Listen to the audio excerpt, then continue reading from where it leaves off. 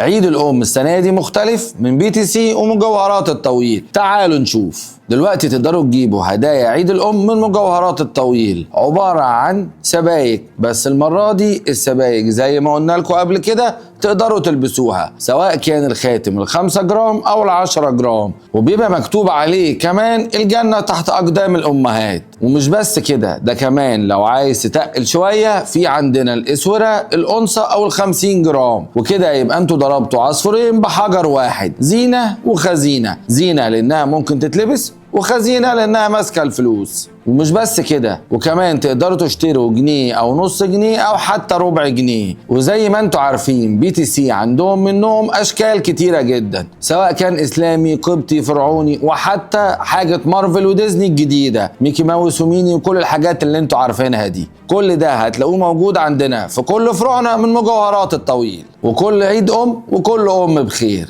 كان معاكم دكتور ياسر الطويل، وده الجواهرجي. سلام.